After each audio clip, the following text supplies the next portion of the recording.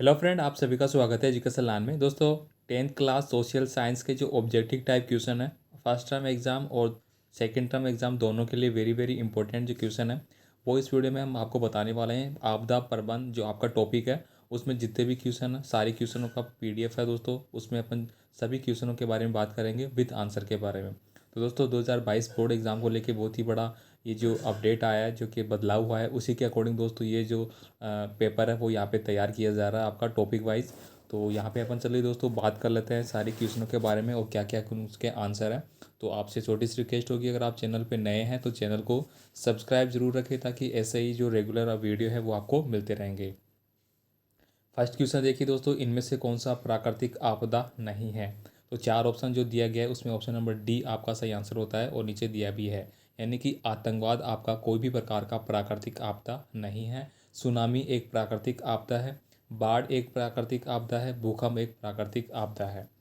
Next देखिए, next question की बात करेंगे यहाँ पे, भोपाल गैस त्रासदी किस प्रकार की आपदा थी। तो दोस्तों आप सभी ने सुन रखा होगा, भोपाल में बहुत ही बड़ा गैस कांड हुआ था। तो वह किस प्रकार की आपदा मानी गई है। प्राकृतिक, मानव जनित, वायुमंडलीय या फिर इनमें से कोई नहीं। तो इसका सही आंसर होता है ऑप्शन नंबर बी, मानव जनित। यानी कि दोस्तों मानव के द्वारा जो वहाँ पे एक इंडस्ट्री तैयार की गई थी उसी में ये घटना हुई थी, इसीलिए दोस्तों इसको मानव जनित आपदा माना गया है। तो option number B is a correct answer. Next देखिए यहाँ पे क्वेश्चन नंबर 3 है। क्वेश्चन नंबर 3 है, इनमें कौन मानव जनित आपदा नहीं है। तो यहाँ पे चार ऑप्शन दिए गए हैं, इनमें से मानव जनित आपदा कौन सी नहीं है।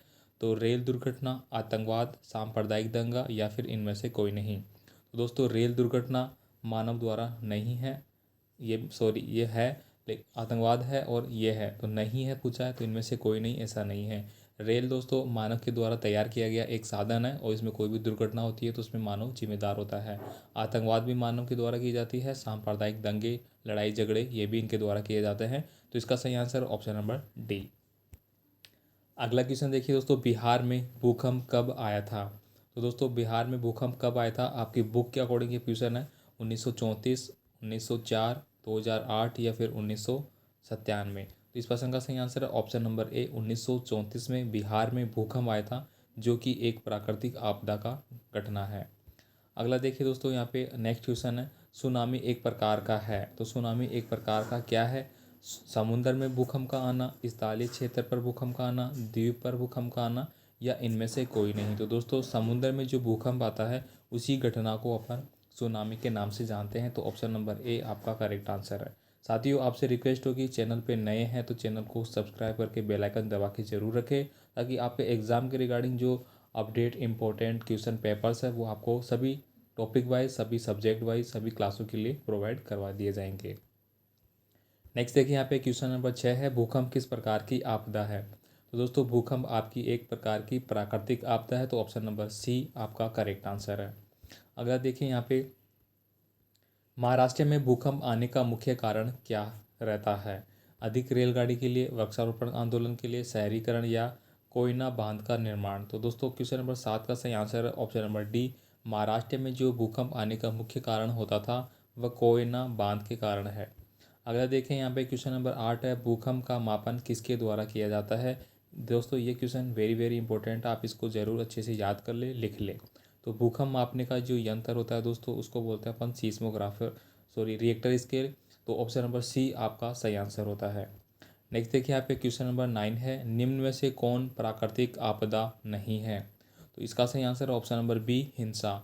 हिंसा एक प्राकृतिक आपदा नहीं है, मानव के द्वारा किए जाने वाला एक प्रकार का सांप्रदायिक दंगा माना जा सकता है। बाढ़ प्राकृतिक है, भूकंप प्राकृतिक है, सुखाड़ प्राकृतिक है।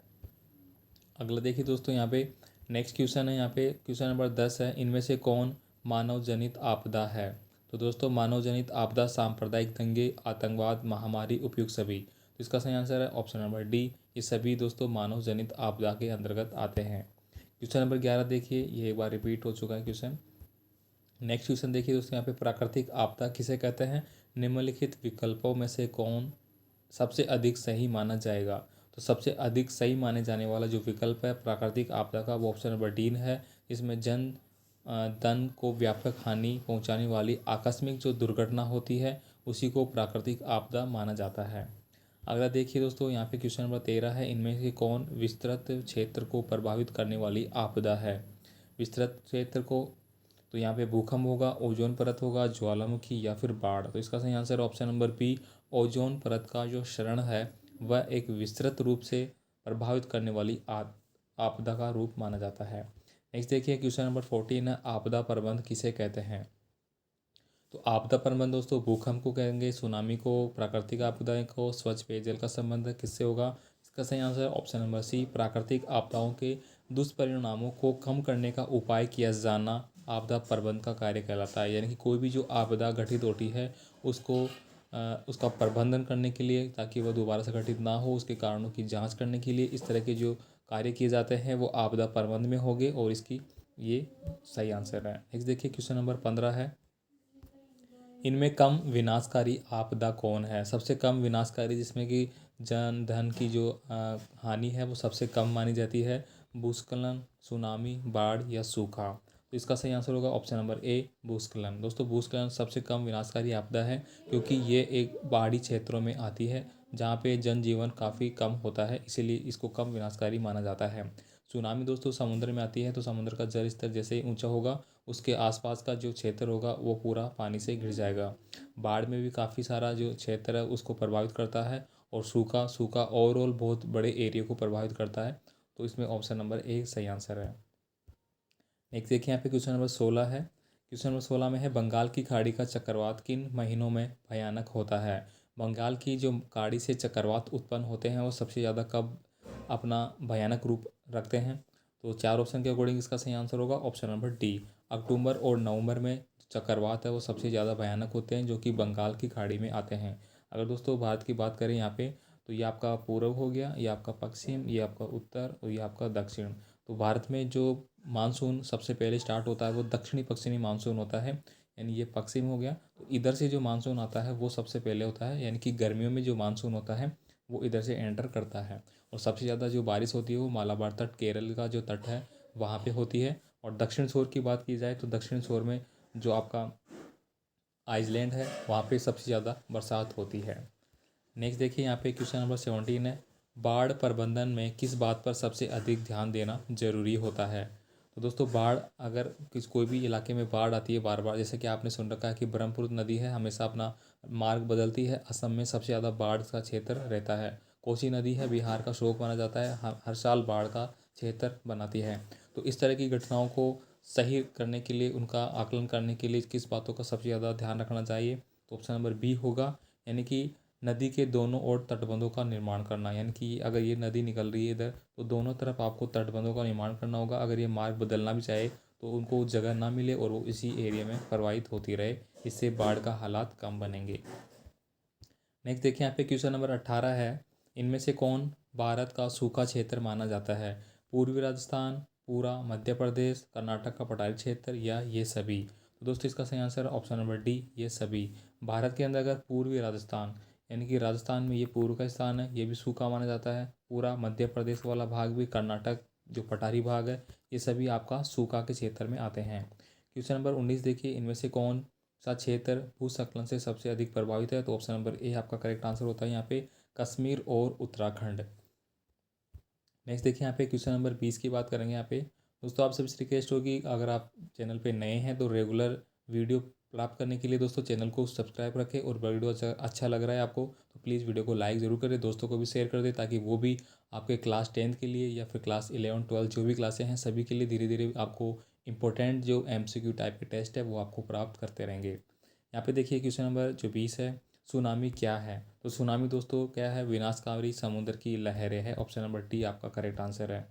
अगला देखिए, सुनामी किस भाषा का शब्द है।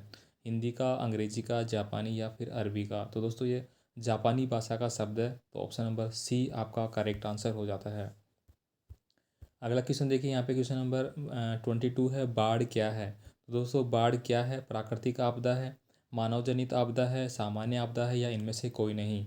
तो बाढ़ दोस्तों ऑप्शन नंबर ए होगा, प्राकृतिक आपदा है, यानी कि अत्यधिक वर्षा के कारण जो जल स्तर है वो बढ़ जाता है और आसपास के क्षेत्र को प्रभावित करता है, इसी को बाढ़ कहते हैं, और ये एक प्राकृतिक आपदा होती है। नेक्स्ट देखिए यहाँ पे क्वेश्चन नंबर 23 की बात करेंगे, नदियों में बाढ़ आने का प्रमुख कारण क्या है। यानी कि आपने देखा होगा कि हर साल बहुत सारी नदियाँ हैं जो उफान में रहती है और उनमें बाढ़ के हालात बनते हैं। तो इसका कारण क्या होगा? जल की अधिकता होगी, नदी की तली में अवसाद का होगा, वर्षा को न होना, इनमें से कोई नहीं। तो इस प्रश्न का सही आंसर ऑप्शन नंबर ए, यानी कि जो नदी का जल स्तर है वो बढ़ जाता है, इसी कारण नदी में जो बाढ़ के हालात है वो बन जाते हैं। नेक्स्ट देखिए क्वेश्चन नंबर 24 है, बिहार का कौन सा क्षेत्र बाढ़ग्रस्त क्षेत्र है? तो दोस्तों बिहार में कौन सा क्षेत्र है चारों ऑप्शन के अकॉर्डिंग जो कि बाढ़ के क्षेत्र को सबसे ज़्यादा प्रभावित रहता है? तो ऑप्शन नंबर डी आपका करेक्ट आंसर है, उत्तरी बिहार। उत्तरी बिहार है वो दोस्तों बाढ़ ग्रस्त क्षेत्र माना जाता है। अगला और इस वीडियो का लास्ट क्वेश्चन देखिए दोस्तों, कुशवाहा तटबंध किस नदी पर स्थित है? गंडक, कोसी, दामोदर या गंगा? तो दोस्तों 25 नंबर का जो क्वेश्चन है इसका सही आंसर अपन देख लेते हैं। इसका सही answer option number B, Kosi. Kushwaha तटबंध है वह कोसी नदी पे बना हुआ है और ये दोस्तों गंगा नदी की सहायक नदियाँ है, गंडक, कोसी, दामोदर, ये भी आप याद अच्छे से कर ले। तो दोस्तों आज की वीडियो में हमने 25 इंपॉर्टेंट क्वेश्चन के बारे में बात की है जो कि आपके आपदा प्रबंध जो चैप्टर है उससे रिलेटेड है क्लास 10 के लिए। ऐसा ही सोशल साइंस के और भी जो आपके चैप्टर है सभी के आपको एमसीक्यू टाइप के टेस्ट है वो उपलब्ध करा दिए जाएंगे। तो आप चैनल को सब्सक्राइब करके बेल आइकन दबा के रखें, वीडियो को ज़्यादा से ज़्यादा दोस्तों को शेयर करें और वीडियो को एक लाइक ज़रूर कर दें। धन्यवाद।